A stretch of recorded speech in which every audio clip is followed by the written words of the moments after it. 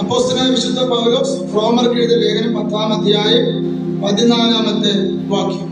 എന്നാൽ അവർ വിശ്വസിക്കാത്തവരെ എങ്ങനെ വിളിച്ചപേക്ഷിക്കും?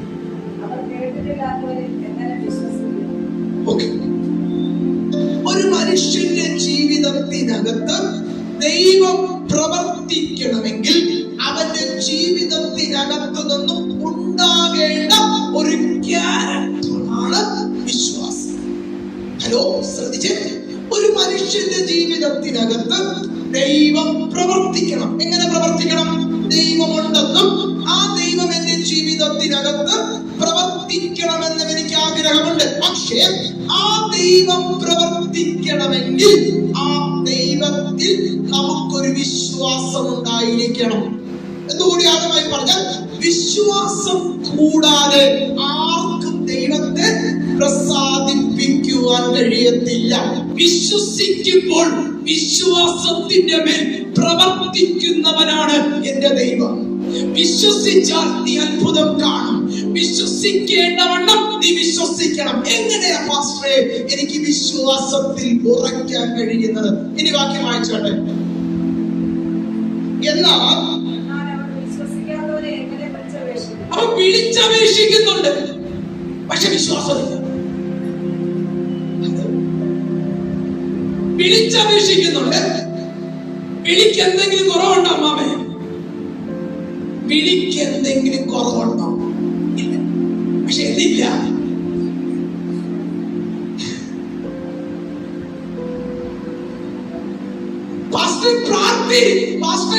പ്രാർത്ഥിക്കണമെന്ന് ആഗ്രഹം, കൈയടിച്ച് ആരാധിക്കണമെന്നുണ്ട്. പക്ഷെ എനിക്ക് അതിന് കഴിയുന്നില്ല. എനിക്ക് പൂർണ്ണമായി വിട്ടു വരണമെന്ന് ആഗ്രഹമുണ്ട്. എനിക്ക് അതിന് കഴിയുന്നില്ല. അതിന് കഴിയാത്തതിന്റെ കാരണം എന്താണെന്നറിയോ?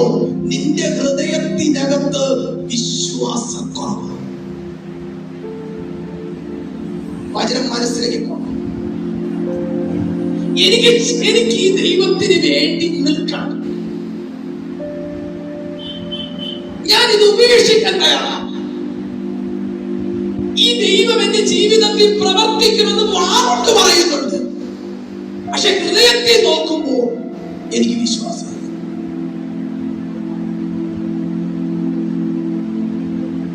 നമ്മുടെ വാക്കുകളിലല്ല ദൈവം നോക്കുന്നത്, നമ്മുടെ പ്രവൃത്തികളിൽ. വീണ്ടും വാക്യം വായിച്ചാണ് വാക്യം.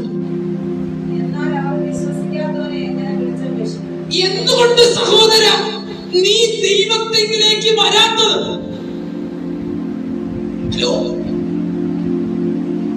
എന്തുകൊണ്ട് പാസ്റ്ററെ എന്റെ പ്രാർത്ഥന ദൈവം കേൾക്കാത്തത്? ഞാൻ എത്ര പ്രാർത്ഥിച്ചിട്ടും എനിക്ക് ഇതിനകത്തൊരു മറുപടി കിട്ടുന്നില്ല.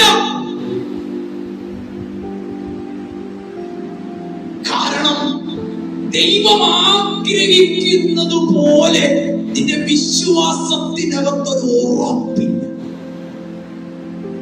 വിളിക്കുന്നുണ്ട്, വിളിയുടെ പിന്നിൽ ദൈവം നോക്കുന്നത് വിശ്വാസമാണ്. ശ്രദ്ധിച്ചേ. ഹൃദയത്തിൽ നിന്ന് വരുന്ന വിളിയും ആദരത്തിൽ നിന്ന് വരുന്ന വിളിയും രണ്ടാം. ഹലോ, ഹൃദയത്തിൽ നിന്ന് കരയുന്നതും ഹൃദയത്തിൽ നിന്ന് പറയുന്നതും ആദരത്തിൽ നിന്ന് പറയുന്നതും രണ്ട് വേണം. നമുക്ക് രണ്ട് രീതിയിൽ ആരാധിക്കാൻ ദൈവത്തെ. ഒരാളിവിടെ ആരാധിച്ചുകൊണ്ടിരിക്കുന്നു, അന്യഭാഷ പറയുന്നു. തൊട്ടടുത്തിരിക്കുന്ന ആൾക്ക് ആരാധനയില്ല, പക്ഷെ അവർക്ക് ആരാധിക്കാം. ഈ ചെയ്യുന്നത് പോലെ ആരാധിക്കാം. പക്ഷെ അവരുടെ മേൽ പ്രസാദിക്കുന്ന ദൈവം ഈ അഭിനയിക്കുന്നവരുടെ മേൽ പ്രസാദിക്കുന്നില്ല. ഒന്നുകൂടി ആഴമായി പറഞ്ഞാൽ വിശ്വാസം അനുഭവമാണ്. വിശ്വാസം അനുഭവമാണ്. അനുഭവം ഇല്ലാത്ത ഇടത്ത് വിശ്വാസം വരത്തില്ല. അപ്പൊ വിശ്വസിക്കാത്തവനെ എങ്ങനെ വിളിച്ചപേക്ഷിക്കും എന്ന് പറഞ്ഞാൽ, വിളിച്ചപേക്ഷിക്കണമെങ്കിൽ ദൈവം ആരെന്നറിയണം. ദൈവത്തിന്റെ പ്രവൃത്തി നിന്റെ ജീവിതത്തിൽ വന്നെങ്കിലേ നിനക്ക് വിളിക്കാൻ കഴിയത്തുള്ളൂ. ആദ്യം ദൈവം പ്രവർത്തിക്കണമെങ്കിൽ നിന്നിൽ നിന്നും വിശ്വാസം പുറപ്പെട്ടു പോകണം. വിശ്വാസത്തിനകത്ത് പ്രവൃത്തി വെളിപ്പെടും. ആ പ്രവൃത്തി കണ്ട് നീ ദൈവത്തെ വിളിക്കും. ആദ്യത്തെ സ്റ്റെപ്പ് എന്തുവാ? കണ്ണുമടച്ച് ഈ അപ്പനെ വിശ്വസിക്കണം. എങ്ങനെ വിശ്വസിക്കുമോ? അപ്പൊ വിശ്വാസത്തിനകത്ത് ഒരു തുടക്കം വന്നു. വിശ്വസിക്കാൻ വേണ്ടി നിനക്കൊരു അരുളപ്പാട് വേണം. ആ വാക്യം വായിച്ചേ. അവർ കേട്ടിട്ടില്ലാത്തവരിൽ വായിച്ചോ.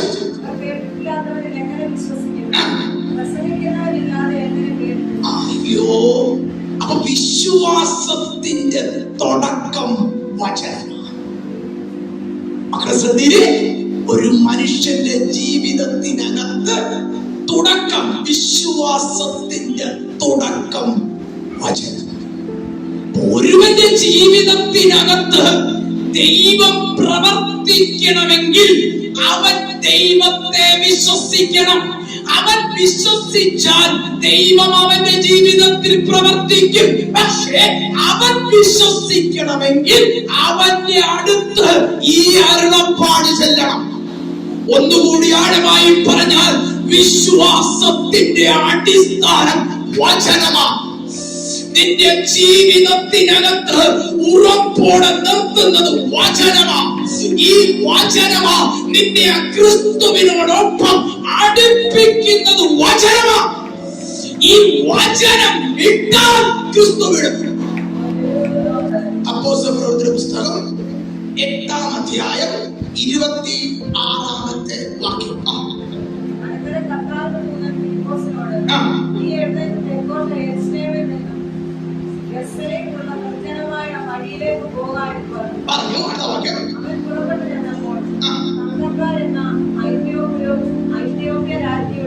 ഒരു ഷണ്ഡനും മഹാനും അവരുടെ സകല ഭണ്ഡാരത്തിന് വേലിവിചാരകമായ ഒരു അദ്ധ്യാപകനെ കണ്ടു.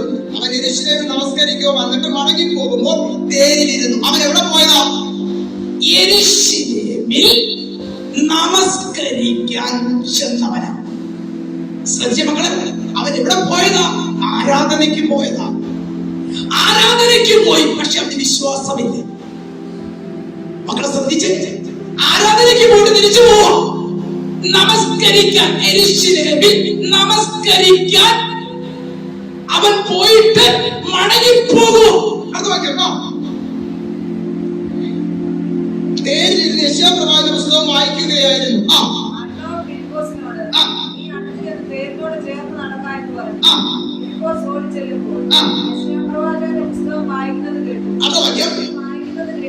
ഒറ്റ ചോദ്യമുള്ളൂ. വിശ്വാസത്തിന്റെ ആഴമായി പറയുന്നത്, വിശ്വാസത്തിന്റെ പൊരുളാണ് ഞാൻ പ്രസംഗിക്കുന്നത്.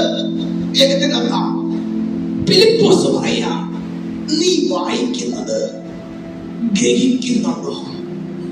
വേദപുസ്തകം വായിച്ചെന്ന് പറഞ്ഞ് ഒരുവൻ വിശ്വസിക്കുന്നില്ല. ഹലോ,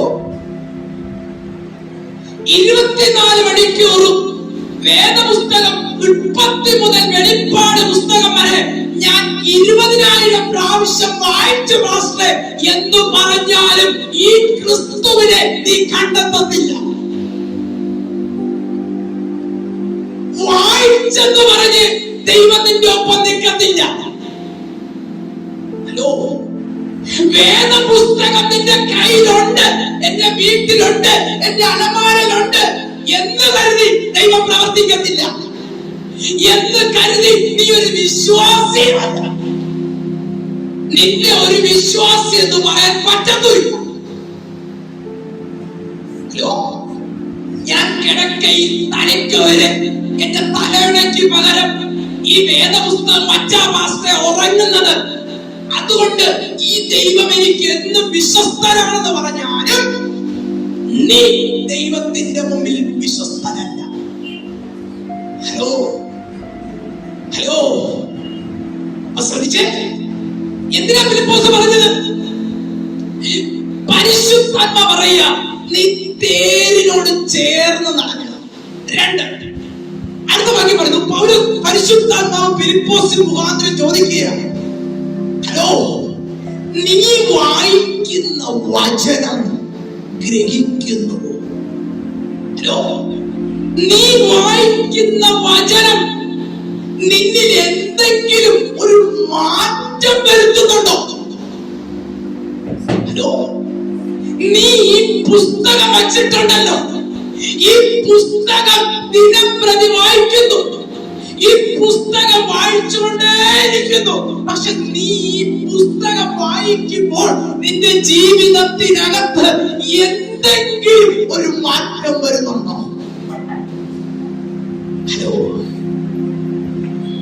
അതുകൊണ്ടാ ചോദിച്ചത്, നീ ഗ്രഹിക്കുന്നുണ്ടോ? അപ്പൊ ഒന്നാമത് ശ്രദ്ധിച്ച്, വിശ്വാസത്തിന്റെ തുടക്കം വചനം ഗ്രഹിക്കണം, വചനം മനസ്സിലാക്കണം. ഒരു മനുഷ്യന്റെ വിശ്വാസത്തിന്റെ തുടക്കം വചനമാണ്. ആ വചനം ഗ്രഹിക്കേണ്ടതുപോലെ, അറിയേണ്ടതുപോലെ അറിഞ്ഞെങ്കിൽ മാത്രമേ ഒരുവൻ ക്രിസ്തുവിനായി തീരത്തുള്ളൂ. മക്കളെ, നിന്റെ ജീവിതത്തിൽ വിശ്വാസം ഉണ്ടാകണമെങ്കിൽ ആദ്യം നീ കേൾക്കേണ്ട കാര്യം, വചനം നിന്നോട് എന്താണ് പറയുന്നത്? വായിച്ച വാക്യം വേണ്ടി വായിച്ചാണ്. നീ വായിക്കുന്നത് ഗ്രഹിക്കുന്നുവോ എന്ന് ചോദിച്ചതിന്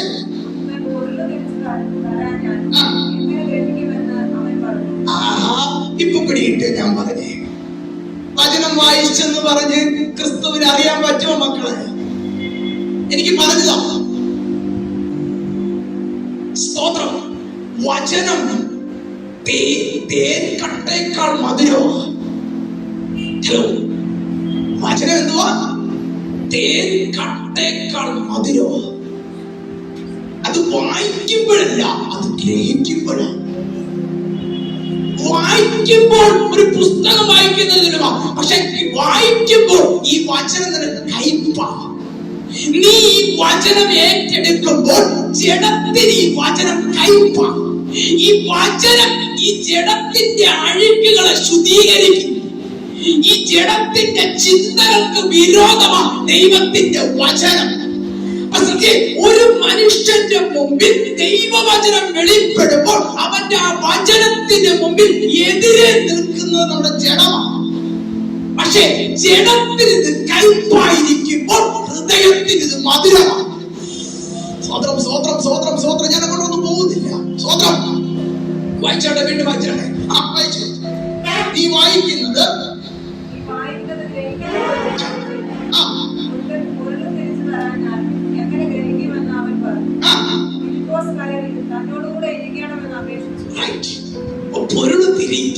പൊരുള് തിരിയണം. വചനത്തിന്റെ മർമ്മം വെളിപ്പെടണം. ഈ അന്ത്യ കാലഘട്ടത്തിൽ ഒരു മനുഷ്യന്റെ വിശ്വാസം തകർന്നു പോകാതിരിക്കണമെങ്കിൽ കാലഘട്ടത്തെ അനുസരിച്ച് വചനത്തിന്റെ പൊരുള് തിരിയണം. ഹലോ, എത്യോപ്യൻ രാജ്ഞിയുടെ ഷണ്ഡന് വിശ്വാസമില്ല. വിശ്വാസത്തെക്കാൾ പ്രഹസനമായിരുന്നു, ആചാരമായിരുന്നു. ആചാര അനുഷ്ഠാനങ്ങളിൽ അവൻ ഏറ്റവും വലിയ ഇമ്പോർട്ടന്റ് കൊടുത്തിരുന്നു. എന്ന് പറഞ്ഞാൽ ഹൃദയത്തിനകത്തൊരു പരിജ്ഞാനമില്ല, ഹൃദയത്തിനകത്തൊരു പരിച്ഛേദനയില്ല. ഹൃദയത്തിന് പുറത്ത് അവൻ പരിച്ഛേദന നടത്തിക്കൊണ്ടിരുന്നു. എന്ന് പറഞ്ഞാൽ ദൈവത്തെ പ്രസാദിപ്പിക്കുവാൻ അവൻ പുറമെ ബാഹ്യമായ പ്രവർത്തികൾ ചെയ്തുകൊണ്ടിരുന്നു. അതാര് കണ്ടു? ദൈവം കണ്ടു. അതാ വാക്യം വായിച്ചത്. അവൻ വചനം വായിക്കുന്നുണ്ട്, പക്ഷെ വചനപ്രകാരം ജീവിക്കാൻ കഴിയുന്നില്ല. വചനപ്രകാരം അവന്റെ ജീവിതത്തിൽ പ്രവർത്തിക്കാൻ കഴിയുന്നില്ല. ഒന്ന് ശ്രദ്ധിച്ചേ, അവന്റെ തുടക്കം എന്തുവാ? വചനം വായിക്കുന്നുണ്ട്, പക്ഷെ വചനം ഗ്രഹിക്കാൻ കഴിയുന്നില്ല. നിങ്ങൾ വെള്ളിയാഴ്ച വചനം കേൾക്കുന്നു, ഞായറാഴ്ച വചനം കേൾക്കുന്നു. എന്തിനാ കേൾക്കുന്നത്? എന്തിനാ കേൾക്കുന്നത്? നിങ്ങൾ പറയും, പാസ്റ്റർ ഇന്ന് പ്രസംഗിച്ച നല്ല വചനമല്ല. എന്തിനാ? ഇത് ഇന്നലെ ഞാൻ കേട്ടത് വേറെ രീതിയിലായിരുന്നു, ഇത് ഇന്നാ ഞാൻ കറക്റ്റായിട്ട് മനസ്സിലാക്കി. എന്താ? റൈറ്റ്, അത് നിങ്ങളല്ല, നിങ്ങളുടെ ഉള്ളിലെ രൂപാന്തരമാണ് അത് പറയുന്നത്. പാസ്റ്റർ ഇന്നലെ കേട്ടതല്ല ഇന്ന് കേട്ടത്. ഇന്ന് ഞാൻ കുറച്ചുകൂടെ മനസ്സിലായി, ഇന്ന് ഞാൻ കുറച്ചുകൂടെ അടുത്തു ചെന്നു, എന്റെ ദൈവത്തെ ഒന്നുകൂടി മനസ്സിലാക്കി. അത് ഈ വചനത്തിലൂടെയാണ്. സ്വതന്ത്രം സ്വതന്ത്രം സ്വതന്ത്രം സ്വതന്ത്രം. ഈ വചനത്തിൽ കേൾക്കാതിരുന്ന വിശ്വാസം പണമാകും. ജീവനില്ലാത്തതിനെ ജീവനുള്ളതാക്കി തീർക്കുന്നതാണ് വചനം. ജീവനുള്ള നിന്നെ ജീവനില്ലാതാക്കി തീർക്കുന്നതാണ് പിശാച്. ഈ വചനത്തിലൂടെ ക്രിസ്തുവിനെ കൊടുത്തു. ഫിലിപ്പോസ് ആരെ കൊടുത്തു? ക്രിസ്തുവിനെ കൊടുത്തവനെ. ഈ തിരുവെഴുത്തിലൂടെ അവനില്ലാത്തതൊന്ന് ഉണ്ടാകാൻ പോവാ. ഇല്ലാത്ത എന്തുവാ? വിശ്വാസം. അവന്റെ ജീവിതത്തിൽ ഇല്ലാത്തതൊന്നുണ്ട്. എന്താ? വിശ്വാസം. ആ വിശ്വാസം അവനിൽ ഉണ്ടാകേണ്ടതിന് തിരുവെഴുത്തു പ്രകാരം ക്രിസ്തുവിനെ പ്രസംഗിച്ചു. അവർ ഇങ്ങനെ വഴി പോകുമ്പോൾ വെള്ളമുള്ള ഒരു സ്ഥലത്തെത്തിയപ്പോൾ ഇതാ വെള്ളം, ഞാൻ വേണ്ടുന്നതിന് എന്ത് വിരോധം എന്ന് പറഞ്ഞു. നീ പൂർണ്ണ ഹൃദയത്തോടെ വിശ്വസിക്കുന്നുവെങ്കിൽ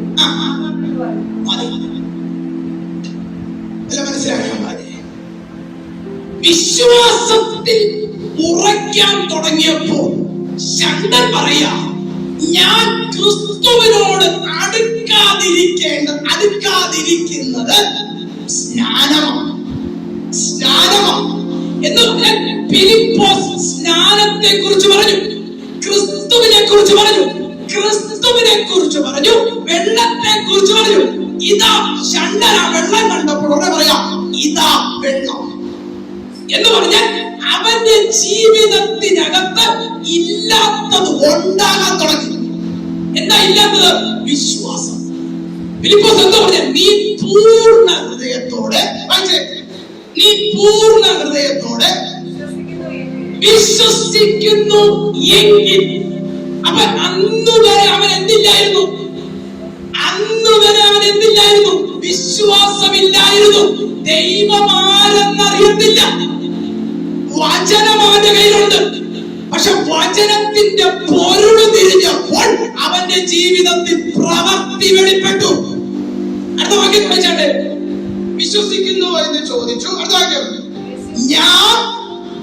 ഞാൻ വിശ്വസിക്കുന്നു എന്ന് പറഞ്ഞു.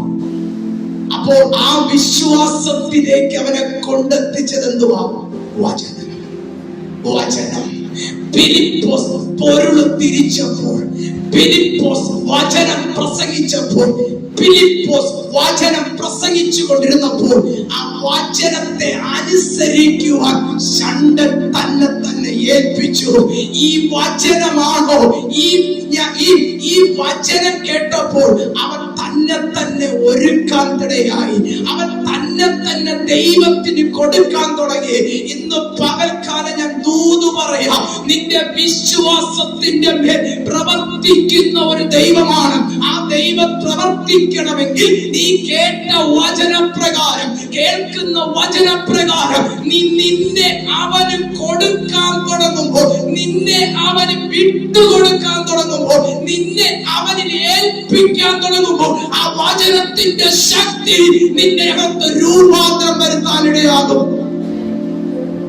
ഫിലിപ്പോസിൽ നിന്ന് വായിൽ നിന്ന് കേട്ട വചനം, ഫിലിപ്പോസിൽ നിന്ന് കേട്ട വചനം ശണ്ടനെ വിശ്വാസത്തിന്റെ അനുഭവത്തിലേക്ക്, സ്നാനമെന്ന അനുഭവത്തിലേക്ക്, യേശു ക്രിസ്തു എന്ന അനുഭവത്തിലേക്ക് ആ വചനം അവനെ ഒരുക്കിയെടുത്തു.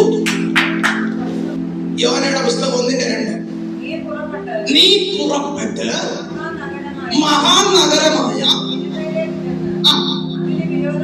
അതിന് വിരോധമായി പാപത്തെ ചൂണ്ടിക്കാണിച്ചുകൊണ്ട്, മക്കളെ ശ്രദ്ധിച്ചേ, അവരുടെ ദുഷ്ടതയെ ചൂണ്ടിക്കാണിച്ചുകൊണ്ട് അതിന് വിരോധമായി നീ പ്രസംഗിക്കണം. അതാദ്യം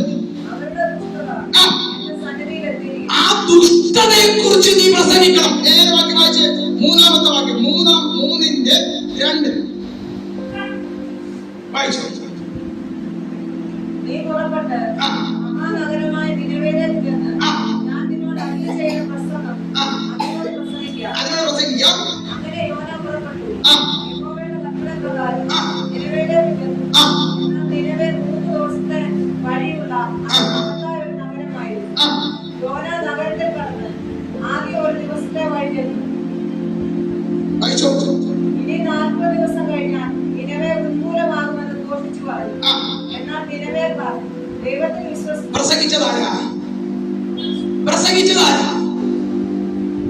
പ്രസംഗിച്ചതാരാ? യോന. ആരുടെ വചനം പ്രസംഗിച്ചേ? ദൈവത്തിന്റെ. അവർ ആ വചനം കേട്ട് ആരെ വിശ്വസിച്ചേ? നിങ്ങൾ ആ വാക്യം വായിച്ചേ. എന്നാൽ 5-ാമത്തെ വാക്യം, എന്നാൽ നിനവക്കാർ ദൈവത്തെ വിശ്വസിച്ച് ഉപവാസം പരസ്യം ചെയ്തു. മനസ്സിലായോ? വചനം കേട്ടപ്പോൾ മാറാനൊരുക്കമായി. ഇന്ന് പകൽക്കാലം ഞാൻ ദൂത് പറയാം. വചനം കേൾക്കുന്നതിലല്ല കാര്യം, വചനം കേട്ട് അവർ ദൈവത്തിൽ വിശ്വസിച്ചു. വിശ്വാസം അവരുടെ ദുഷ്ടതയെ നീക്കി. ദൈവം അവരുടെ മേൽ വച്ചിരുന്ന അനർത്ഥത്തെ ദൈവം മാറ്റി. മക്കളെ ശ്രദ്ധിച്ചേ, നിനവക്കാർ ദൈവത്തെ വിശ്വസിച്ചു. എങ്ങനെ? യോനയുടെ പ്രസംഗത്തിൽ, വചനത്തിൽ നിനവക്കാർ വചനം വിശ്വസിച്ചു, ദൈവത്തെ വിശ്വസിച്ചു. വചനം കേട്ട് ദൈവത്തെ വിശ്വസിച്ചു. വചനം കേട്ട് ദൈവത്തിനായി വിട്ടുകൊടുത്തു. വചനം കേട്ട് പാപത്തെ ഉപേക്ഷിച്ചു. വചനം കേട്ട് ദൈവഹിതമുള്ളത് തിരഞ്ഞെടുത്തു. വചനം കേട്ട് ദൈവ വഴി തിരഞ്ഞെടുത്തു. വചനം കേട്ട് ദൈവഹിതമില്ലാത്തത് ഉപേക്ഷിച്ചു.